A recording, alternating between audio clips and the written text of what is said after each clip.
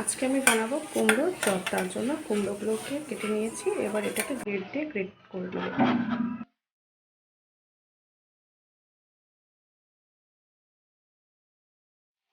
আমার কুমড়ো করা কমপ্লিট হয়ে গেছে। এবার কুমড়োগুলোকে ভালো করে চিপে চিপে জল বার করে নিতে হবে।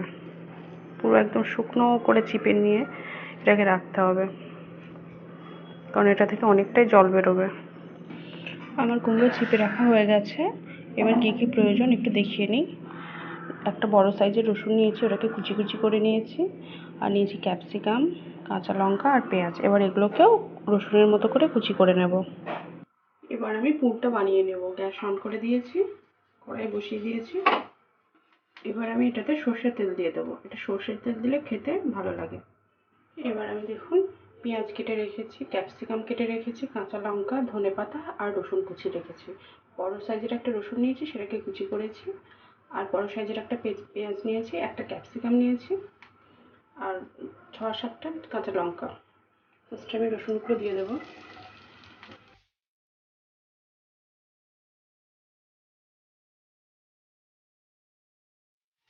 এবার আমি পেঁয়াজটা অ্যাড করে দেবো।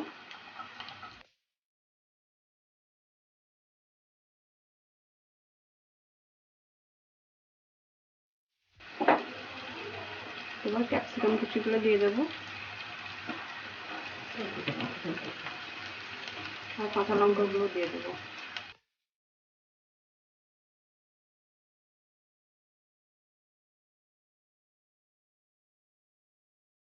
সামান্য একটু লবণ দেবো।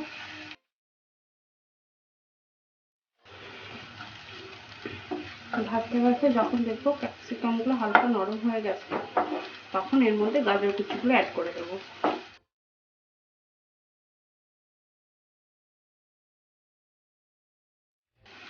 এবার আমি গাজর কুচিগুলো অ্যাড করে দেবো।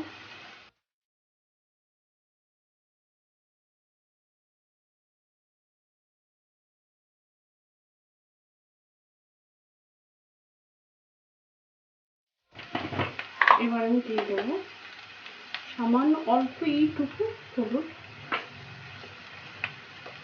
সামান্য একটু,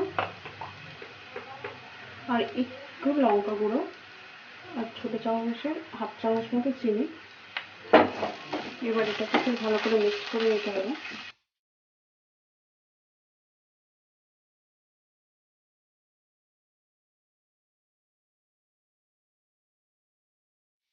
আর দেবো সামান্য একটু লবণ। করতে দিয়েছি একটু লবণ, তার জন্য অল্প একটু দেবো। যখন দেখবো পুরটা একটু জল জল টাইপের আছে, তখন আমি একটা ব্রেডকে ছোটো ছোটো করে কেটে এর মধ্যে মিক্স করে দেবো। তাহলে এটাকে পুরটা টাইট হয়ে যাবে।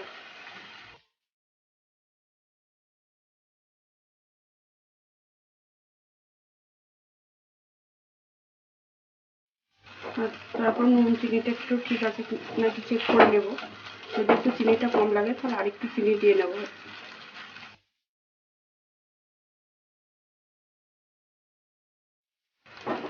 এরপর ধনেপাতাটা অ্যাড করে দেবো। ভালো করে নেড়ে ছেড়ে দিয়ে দেবো। এবার এটা আমার তৈরি হয়ে গেছে। এবার গ্যাসটাকে অফ করে দেবো। তারপরে ব্রেড ক্রাম্ব বানাতে হবে, দেখাচ্ছি সেগুলো। আমি মেরি বিস্কুট গুঁড়ো করে নিয়েছি আর একটা ডিম ভেঙে নিয়েছি। এবার এটাতে 1 চামচ মতো কর্নফ্লাওয়ার দেবো।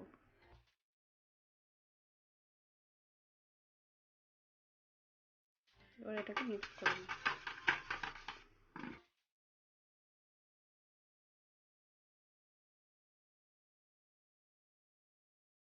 ফার্স্ট এটাতে একবার কোট করে দেবো,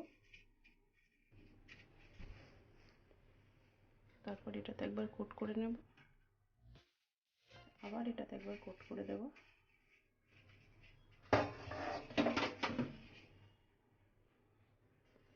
এইভাবে সবকটা চপ তৈরি করে নেব।